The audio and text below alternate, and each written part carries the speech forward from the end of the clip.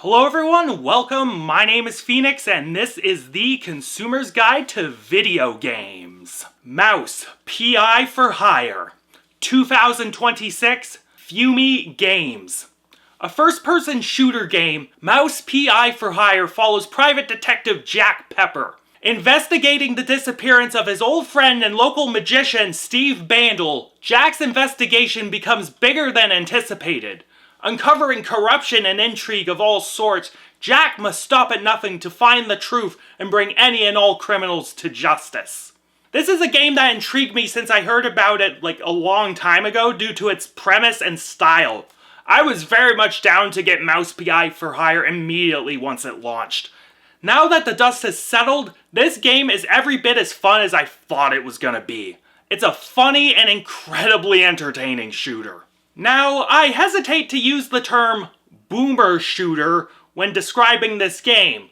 Sure, the combat in this game is super arcade style and simple. You shoot all the enemies with a wide variety of weapons in this game. Of course, the weapons in this game range from your typical pistols and machine guns to cartoony guns such as a freeze ray and a hypno gun with a brain inside of it. The bosses, barring one or two, all just require you to shoot until dead. This is basic stuff, but that arcade-style combat is just too fun to put down. But Mouse PI for Hire, while it has that arcade-like combat, it shares more in common with contemporary shooters, i.e. post-Half-Life 1, than it does a game like the original Doom.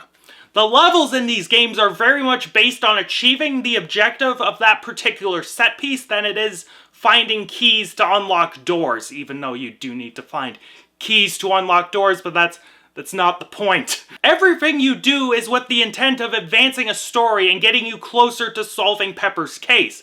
But that doesn't mean levels are just walking around and shooting things. There is some dedicated platforming in this game. Jack can helicopter his tail, run on walls, double jump, and the environment will force you to use these skills to their fullest. There are also puzzles throughout the game that, while simple, will require some amount of thought to get through. Levels will come with side objectives, side missions, secrets of all sorts, the stuff that is a result of making levels these sprawling maps to explore.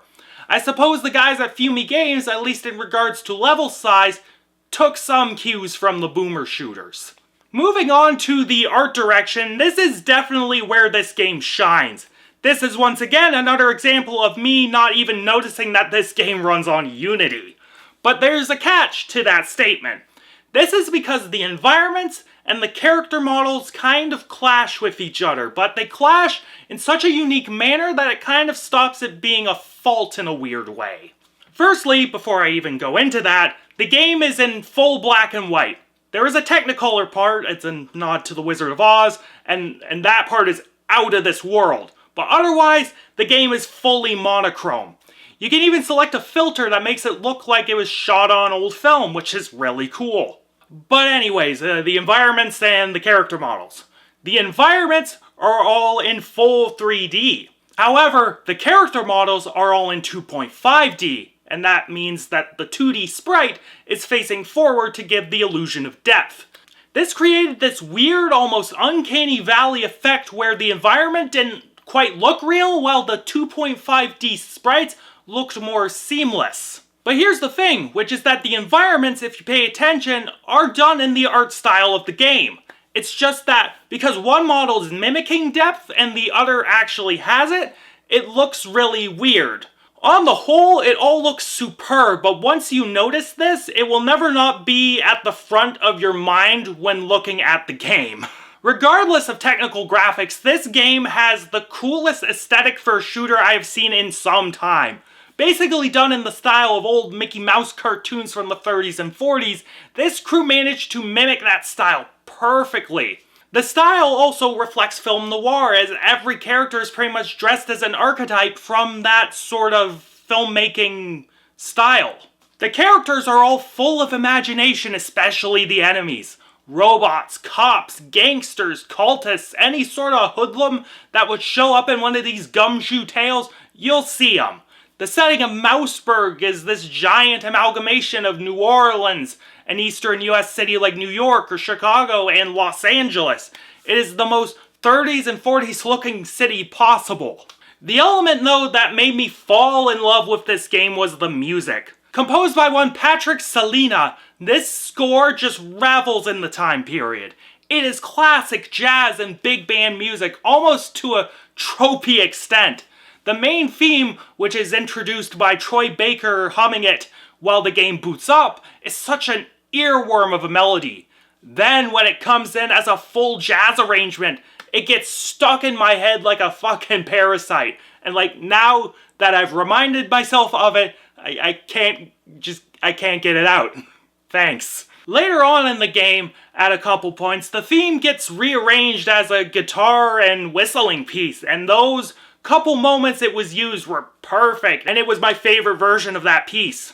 Along with the original music, Selena also curated a ton of classic jazz and classical pieces to use throughout. One of the levels in the Hollywood area was just Scott Joplin's The Entertainer, which is fine with me.